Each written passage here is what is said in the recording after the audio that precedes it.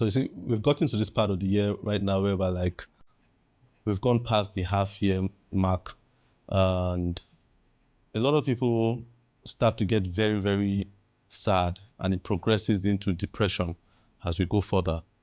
And you see, December is meant to be a very happy month, but I've come to realize that December, largely in recent times, has become a very sad month for a lot of people. A lot of people do really drastic things, really terrible things December, because there's a lot of disappointment, of unfulfilled dreams, unmet expectations. And I think the first problem is we start out the year with expectations. I think one of the biggest torments of humans is our ability to desire. Desire in itself is a very tormenting thing. And the more vivid your desire is or your dreams are, the more you set yourself up for this torment. So you don't even see the good that happens anymore.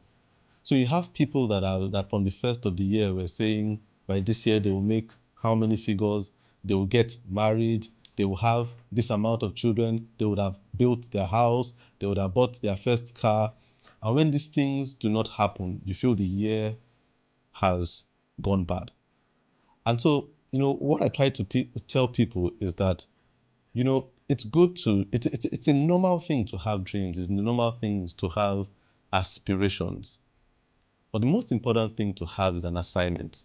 You see, more important than an ambition is a sense of mission. And what's the difference? When you have an ambition, that word when you say anything means that it's initiated by you. You are the initiator. You see the vision. You are the one that sets the goal. When you have a mission, you are sent. You understand? This is something that, in fact, the dynamics is of something higher telling you to go. And so the problem with ambition is if it doesn't work out, you can only turn to yourself. And that's why people that fail in terms of ambition always end up hurting themselves.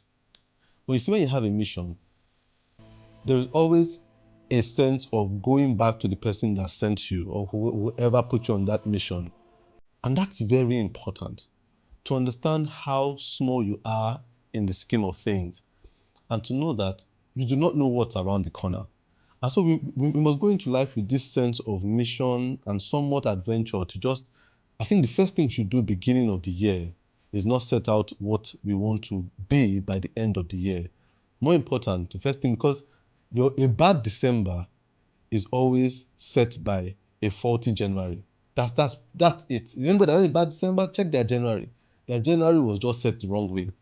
We should start the year with a sense of, what does God want me to do?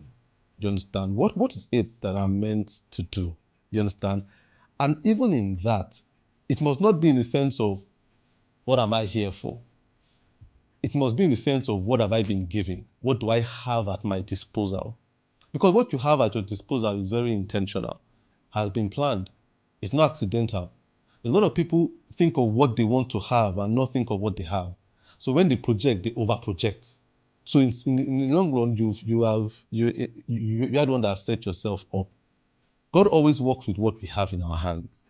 What do you have in your hands? You start with that.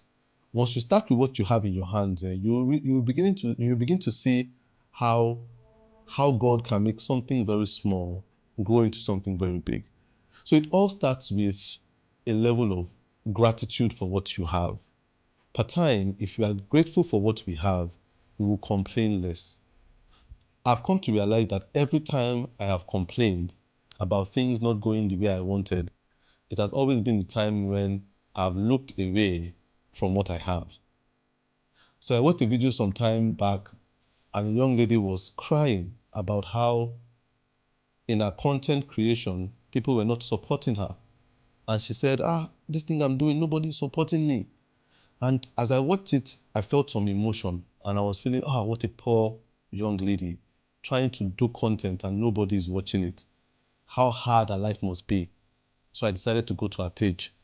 And when I went to her page, she had 10 times more followers than I had. Her highest amount in the video was about 10 million views. She had one video 10 million views, some other 2 million, another 1.5 million. She had millions of views. And I thought to myself, what is this lady complaining about? She's complaining because she's projecting of what she wants and losing view of what she has. So what I'll tell you going into the second half of the year is take some time to think of what you have. Forget about what you want to have. Just think of what you have and be grateful for what you have. As much as that sounds very basic, it is the secret to a life of contentment, is looking at what you have and be grateful. You see, I wrote something on X a while back. I said, when you think of the things you prayed for, you would realize that God has been faithful. When you think of the things you didn't pray for, you will realize that God has been merciful. When you think of both, you will realize that God has been good. So we need to continue to put ourselves in that space of how faithful God has been with what he has done. Not what we want, but what we have done, what he has done. And how merciful he has been for the things we didn't even ask for that he still did. And when we put everything together, you realize how good your year has actually been.